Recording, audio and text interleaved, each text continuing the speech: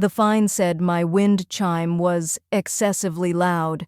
Not music, not parties, not construction noise. A wind chime. According to the HOA, it was disturbing the peace and violating community standards. They demanded I take it down immediately or face escalating penalties. What made it even stranger was that the chime barely made a sound unless the wind was strong, and even then it was softer than a phone notification. So instead of arguing, I did something better. I called the city, and when the inspector finally showed up, he didn't look annoyed, he didn't look concerned, he laughed. And that's when the HOA realized this wasn't the kind of noise complaint they thought it was. The wind chime had been hanging on my porch for months. It wasn't oversized or flashy, just a simple metal chime that caught the breeze now and then and made a soft, pleasant sound. Most days, it was barely noticeable. On calm afternoons, it didn't make any noise at all. I liked it because it made the house feel lived in. The neighborhood itself was quiet, almost too quiet. Lawns trimmed to perfection, cars parked neatly, decorations kept subtle and seasonal. People waved politely but didn't linger too long outside. I'd never had an issue with the HOA before. No warnings, no complaints, no fines. That's why the email caught me completely off guard. It said I'd been reported for a noise violation, specifically a loud wind chime that was allegedly disturbing nearby residents. The message was formal, stern, and included a fine amount along with a deadline to correct the issue. I reread it twice, thinking there had to be a mistake. There were no parties, no barking dogs, no late-night gatherings, just a wind chime. I stepped outside and listened. The porch was quiet. A slight breeze passed through and the chime made a single, gentle sound before going still again. It was hard to believe this was what the HOA had decided to focus on. I replied politely, asking which rule I'd violated and whether there had been an actual noise measurement or complaint on record. The response came back quickly, but it wasn't helpful. They said the HOA had discretion to enforce community standards related to noise. They said complaints didn't need to be shared, and they said continued violations could result in additional fines. That's when it became clear. This wasn't about noise, it was about control.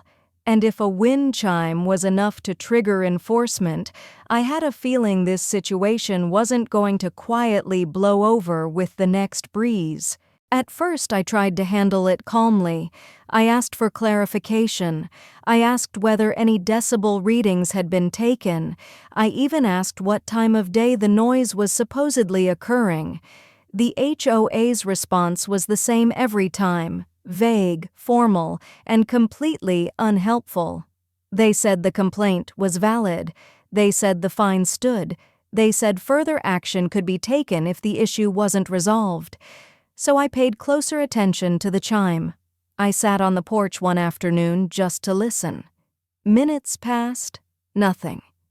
A breeze came through and the chime made a soft, hollow sound, once, before going still again.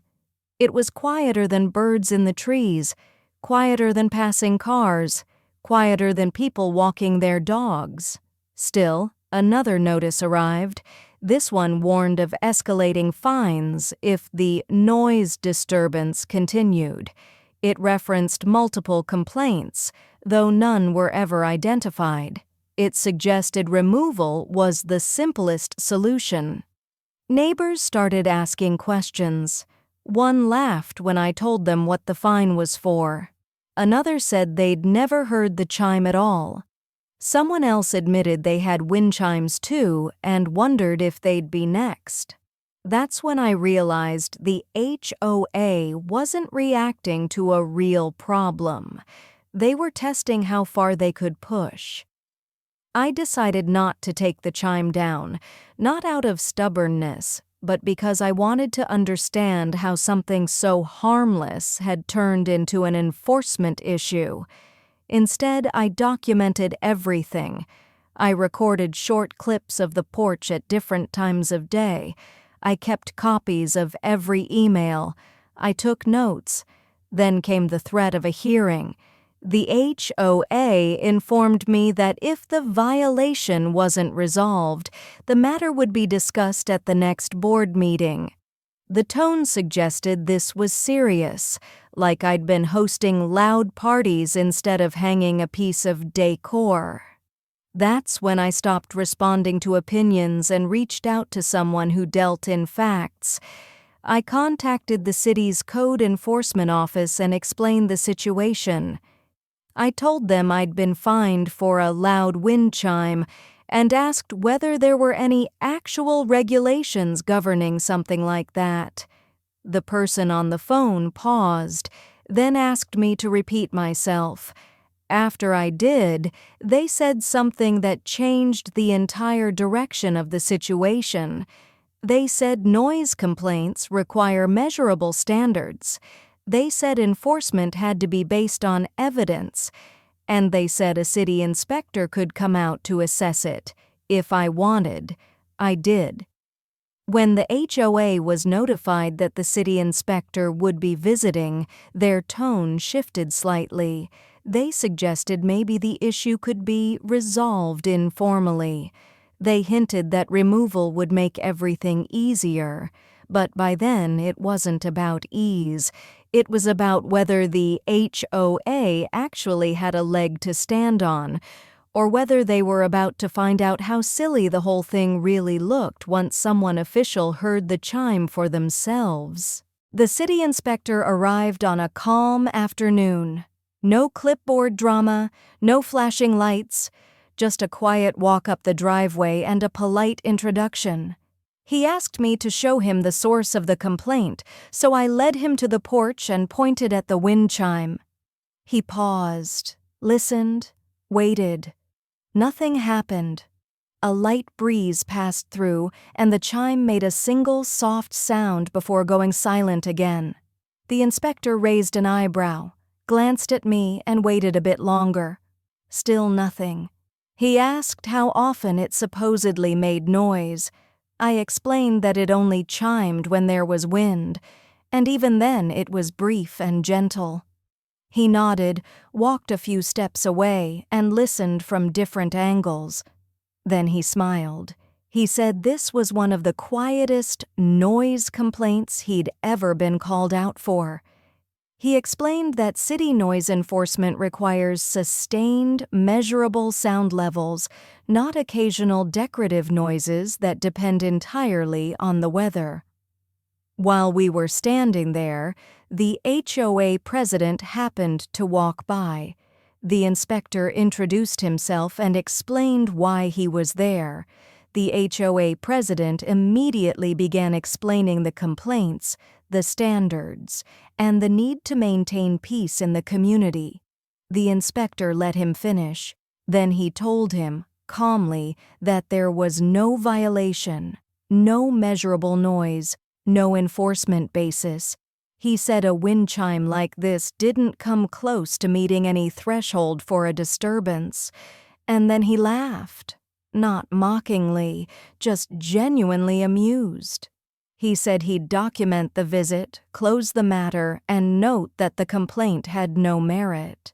He reminded the HOA president that city noise rules couldn't be enforced by opinion alone. The HOA president didn't argue. He didn't smile either. As the inspector left, the wind shifted slightly and the chime rang once more, soft, brief, and completely harmless. And for the first time since this started, I realized the situation was finally over. Because when someone official heard the chime and laughed, the complaint lost all of its power. After the inspector left, the HOA went quiet. No follow-up emails, no revised warnings, no mention of noise violations. A few days later, I received a short message from the HOA management company confirming that the fine had been withdrawn and that no further action would be taken. There was no apology, but there didn't need to be one. The message itself was enough. The wind chime stayed right where it was. Neighbors started joking about it. One asked if they should be worried about their porch decor next. Another laughed and said they might hang one too, just to see what would happen. Nothing did. The HOA president stopped walking past my house quite so often, and when he did, he didn't look at the porch. The issue was never brought up again at meetings or in emails. Life returned to normal. The chime rang softly on breezy afternoons. The neighborhood stayed peaceful. And the world didn't end because of a decorative piece of metal. The whole thing left me with a simple realization. Not every rule deserves a fight, but not every rule deserves obedience either. Sometimes all it takes to deflate unnecessary authority is a little patience, a little documentation, and letting the right person hear how ridiculous a complaint really is. In the end, I didn't have to raise my voice or argue. I just let the wind do its thing, and it turned out that was more than enough.